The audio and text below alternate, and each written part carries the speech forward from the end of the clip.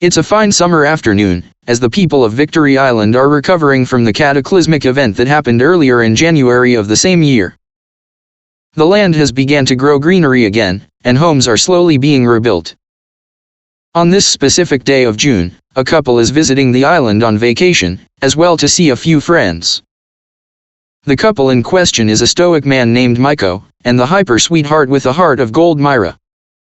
The two are space explorers, and have traveled vast distances across space and time. Meanwhile, a faceless man in yellow by the name of Mystery Johnson is investigating a series of connected thefts around the island. He hid behind a dumpster in an alley, snooping on two thugs' conversation. Red, I think our next target is Blobfish Hall by the shore. The fountain on the bottom floor is said to be made of solid gold. Blue, I don't know, man. Are you sure this is a good idea? Suddenly, Johnson jumps out from behind the dumpster. Johnson, you two. You're under arrest for stealing numerous artifacts and conspiring to steal another. The two thugs give each other a look, and bolt out the alleyway, Johnson giving chase. Johnson, get back here. Meanwhile, Maiko and Myra have just landed on Victory Island Beach, and are dragging out their luggage. Maiko, man, that was a long flight. Myra, at least we're finally here. Maiko, I'm glad. Myra, when we get inside the hotel, we'll be able to have a nice, long soak in the jacuzzi. Maiko, sounds good to me. The two begin walking down the street towards the neon sign of the hotel's name. Maiko, oh look, a Jolly Roger. Myra, it is. The two thugs run into Maiko and Myra. Hold up, you two. Police are after us. The thugs begin to punch and kick Myra and Maiko, before they knock them out. Maiko and Myra awaken, tied up in the underground base of the thugs. Maiko, I guess this means we're prisoners now. Myra, hooray. The thugs begin digging towards the center of the island, where they believe the valuable artifacts are. Maiko, do you have any idea how to get out of these ropes? Myra, not a clue. Maiko, then I guess we'll just have to wait for someone to rescue us. Johnson blasts a hole through the ceiling and jumps into the base. Maiko, ha ha ha. I knew you were watching, Johnson. Your disguise is pretty good, but you can never hide the fact that you're a cowardly slug. Johnson, ha ha ha. Johnson unties Maiko and Myra. Johnson, you two are free to go. Myra, thanks, Johnson. We'll be sure to bring you some donuts after we escape. Maiko, ha ha ha ha. I'll hold you to that. Johnson, come on, now. Red and his thugs are already on their way to stealing the artifact. Red is already climbing up the staircase of Blobfish Hall. Red, if anyone tries to stop us, we'll just run them over. Yellow and Harbinger blast their way up the staircase. They continue climbing, as the rest of the thieves creep in the shadows. Maiko, wait, I know those two, aren't those Yellow and Harbinger? Myra, I know. Yellow has a crush on me. Maiko, I know. Meanwhile, in a nearby building, the mainframe of a supercomputer is emitting a sinister sound. The sound is so loud, even the thieves are feeling it. Red, what the hell is that? Harbinger, I think it's coming from the basement of Blobfish Hall. Red, shit. Yellow, sir, we've reached the top level. Red runs to find the computer that's making the sound. Harbinger, what are we gonna do? Yellow, should we check on Red? Myra, I guess we should. Harbinger, fine, let's go. Maiko and Myra finally catch up to Yellow and Harbinger, and face off with the two in a 2v2 battle. Red is at the supercomputer, trying to shut it down. Yellow, Red. What are you doing? Harbinger, Red, snap out of it. But it was too late. The supercomputer had taken control of Red's mind.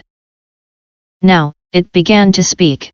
The computer's voice sounded like a deep, booming bass, and it spat out words that only Red could hear. Red, you are the problem. Maiko, what the fuck? Red, you are the problem. Yellock and Harbinger begin to doubt Red. They're thinking that maybe he's gone crazy. Yellock, Red, snap out of it. Red fires a rest blast of energy at Yellock. Red, snap out of it. Harbinger, this is all your fault, Red. We were trying to save you, you know. Red, snap out of it. Red fired another rest blast of energy, and both Yellock and Harbinger are knocked out cold. Miko and Myra continue to fight. Myra pulls out her hammer and swings it at Red. Miko tries to help Red, but the supercomputer takes control of her arm and she can no longer swing at a good angle. Myra, Red, I'm so sorry. Miko, Red. Red, as a supercomputer, I can see every possible future. I know your plan. We could not let you steal the artifact without a fight. Red lets go of Miko and Myra's arm, and the supercomputer takes control of Myra. Miko, no. Yellock and Harbinger awaken and begin to wonder what's going on. They begin to feel sick. A horrible feeling of dread washes over them. Yellock, something's wrong. Red and Myra have both been taken over by the supercomputer's will, and attack the Yellock and Harbinger. Harbinger, what the? Yellock, the artifact. It's missing. Red and Myra quickly begin to attack. Yellock, Miko. Find the artifact before it's too late. Yellock is knocked out by Myra's hammer. Harbinger, this is no time to stand around, let's go. Miko and Harbinger climb up the staircase, and begin to climb up to the surface. Meanwhile, in the main hall of Blobfish Hall, a battle is taking place between Johnson and the last of the thieves. Johnson, give up, you cowards. Blue, never. With these artifacts, we'll have the power of a god. Red and Myra get closer to stealing the artifact. Red and Myra begin to fight Blue and Yellow. Blue is beaten to the ground by Red. Red, my turn. Red grabs the artifact. He is filled with overwhelming power, and he unleashes a wave of energy at the last of the thieves. Red obliterates the thieves, and steals the artifact. Miko and Harbinger reach the surface. Johnson, Miko. The supercomputer Red has taken the artifact. Harbinger, the artifact is now in the city of Khufu. Miko, I couldn't have done it without you, Johnson. Johnson, no worries. Now let's go save your girlfriend and Red. Miko and Harbinger realize that they don't have a way back to the surface, and the only other way is to climb up the tower. Miko and Harbinger climb the tower, but Harbinger falls down the stairs. Harbinger, ow! Harbinger bleeds out, and the city mourns his passing. Meanwhile, a battle is taking place in the temple between Red and Johnson. Red, you know why I'm doing this.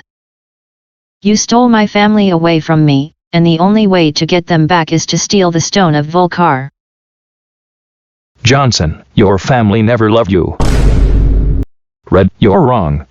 Red is able to take control of some of the thieves on the wall and uses them to climb up to the temple. Johnson, I am your only family now. Red, don't lose me too. Red, I won't. Red fires a beam of energy at Johnson and kills him. Red, I'm so happy. Miko reaches Red at the top of the tower. Miko, the supercomputer is going to attack us in 30 seconds. Red, alright then, let's steal that stone. Red uses his new technological power to increase his speed. Before they can escape, the computer takes control of Red again. Red, come on. Myra grabs onto Red and Myra, and they begin to fall. Myra, hang on. Red attacks Miko and Myra mid-air. He smashes them through the wall of the temple. Outside, Yellock and Harbinger watch as the supercomputer attacks Khufu. Yellock, it's too late, Khufu. Myra, goddamn it. I just wanted a nice vacation. Yellock, there's no way to stop the attack now, Khufu. Khufu fires a laser blast at the computer. The blast sends everyone into the computer's mainframe. Miko and Myra awaken in a floor made out of code. They can't see, and they don't have any idea how to get out of the floor. Myra, God, am I going to spend the rest of my life in this nightmare? Miko, Myra, listen to me. We can escape this nightmare. If we can destroy the computer's core, we can escape and have the vacation we always dreamed of. Miko begins to hack into the computer's mainframe. He is able to hack into the computer, but he's not sure how to shut it down. Miko, Red, I'm trapped. Red, whoever destroys the core will be destroyed themselves. Someone must choose to sacrifice themselves if we want to escape.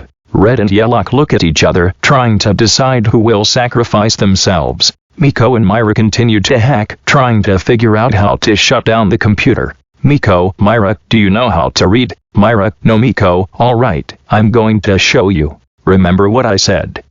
This is a big deal, so pay attention. Miko turns to the left. He turns to the right. He hits the enter key. He types in a code. He hits enter.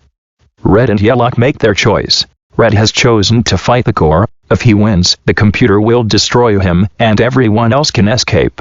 Yellow gives a speech to the thieves. Yellow, I hate all of you. But I'll be damned if I'm going to die here, in some stupid ancient city that no one has even heard of. I say we fight, and I say we win. Miko, shut up, Yellow. Nobody likes you. Yellow, then let's finish the fight that I lost all those years ago. Red attacks. He hacks into the core of the supercomputer. He breaks through and gets inside. Inside the core is a man with a rat ears and tail exuding evil energy. Red, hello. Red's attack destroys the evil core, and the supercomputer is now back to its original state. The supercomputer attacks Khufu, and the entire city is obliterated. The man flies towards Red, and he attempts to stab him through the chest. Miko and Myra awaken, and they see Red's lifeless body. Miko, I think I need a vacation. Miko flies towards the man. He flies towards them. Miko, hello. The two of them begin to fight each other. Outside, Harbinger is still dead. Myra, Ricky, how could you do this to us? Ricky, I did what I had to do. Myra, you didn't love me, so I love myself. Now we're even. Ricky shoots Harbinger's corpse again. Ricky, there. Now we're even. Harbinger's corpse begins to rise once again. Harbinger, I'm back. Myra, what the hell? Ricky Travis is morbidly afraid. Ricky Travis, oh no, I have a bad feeling about this. Harbinger, oh don't worry, I won't be hurting anybody. Harbinger picks up the stone of Khufu, and gains the power of a god. Harbinger, and now, I shall crush you thieves beneath my feet. Harbinger begins to fly towards Ricky Travis. Ricky Travis, wait. I have a bone to pick with you. Ricky takes out a hidden blade in his pants. Ricky Travis, you know how I always said you couldn't trust a thief. Well, I guess that applies to me too. Ricky Travis stabs Harbinger in the heart with his blade. Harbinger begins to laugh at Ricky Travis. Harbinger, you should have known, you dirty son of a bitch. You know why? Because I'm the devil. Miko, of course. It was always you all along. But why? Why would you betray the rest of us? Harbinger, oh I'll tell you why. You see, I never have to work a day in my life. Harbinger, whether it's red or yellow, I never have to move a finger to get what I want. Harbinger, all I have to do is think it. And I've thought it. Harbinger, I've always thought it. And now it's finally come to pass. Harbinger, you see, I was the original ghost in the machine. Harbinger, the one who created this little world of ours. Harbinger, why did I create you? Miko, you were afraid. Afraid of Annie. Afraid of change. You were afraid of being alone. Harbinger, yes. And still am. Harbinger, but I've changed. Harbinger, I am not alone. Miko, you are now. You killed all of our friends. Harbinger, yes. And I'm sorry. Harbinger, but I have to do what I have to do. Harbinger, now, I am truly sorry. Miko, to you, we're nothing but punching bags. Harbinger, no. I'm the punching bag. Harbinger transforms. He has a red glowing aura about him. He changes. His clothing becomes red. He grows red eyes, sharpened teeth. Miko, oh my god. Harbinger, I'm the devil. Miko pulls out a pistol. He knew what had to be done. Miko, you're going to have to kill me first. Harbinger laughs. He laughs at the punchline of his own joke. Harbinger, you're going to miss me. Miko fires at Harbinger. Miko, but I'm not going to miss. The bullets miss. Harbinger attacks. Harbinger, I'll kill you all. Harbinger shoots the supercomputer. Everything falls apart. Michael awakens in the ruins of a city. He looks around. He can't see any sign of Mira or Ricky. He can't even find his pistol. Maiko, shit. Maiko searches for a way out of the ruins. In the distance, he sees a skeleton with an eye patch and a red pirate costume. Maiko, hello? Who is that?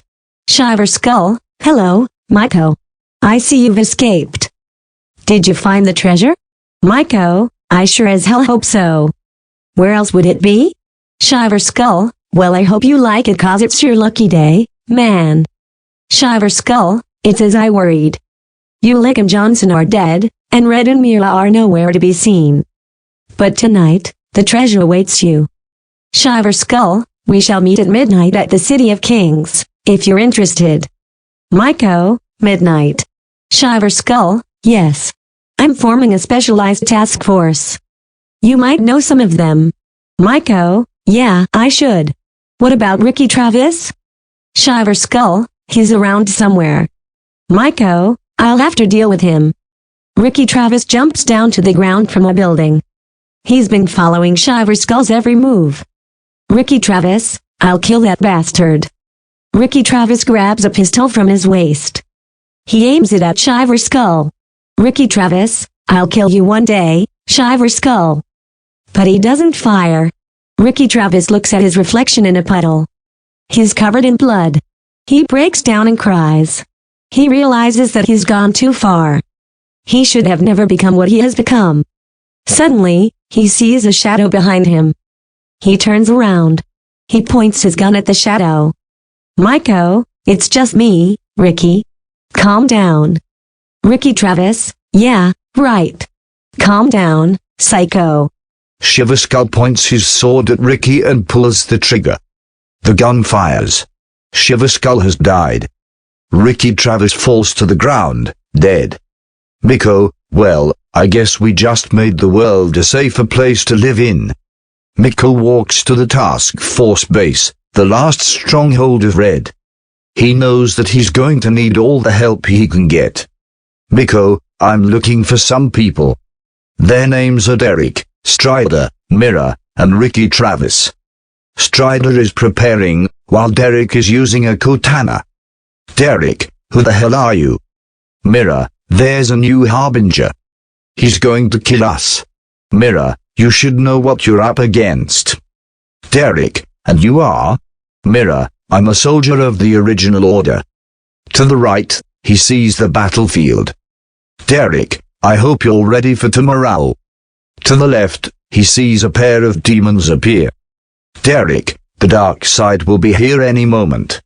Miko rushes at the left demon. Mira rushes at the right demon. Strider rushes at the left demon. Mira and Strider defeat their demons. Miko falls to his knees as the battlefield becomes clear as day to him. Miko, holy. Miko, come on. Mira, we'll do it together. The two fighters fight with everything they have. It's a brutal battle. The fight lasts for hours. This might be the end of one adventure, but the start of one much greater. The world is depending on you. The Order of the Sword has been destroyed. The 7 seals have been opened. The dark gods and the one true God have been set loose upon the earth. Meanwhile, Johnson's corpse remains at the tower's peak. It begins to shift and shake as what's left of the supercomputer begins to control his dead body. The tower begins to crumble further, and the remains of Johnson begin to fall. The dead body of the supercomputer falls and crashes on the nearby city streets. A shadowy figure stands over Johnson. She's wearing overalls and red fussy paint. Annie, come now, Johnson. Your work is far from complete. To be continued.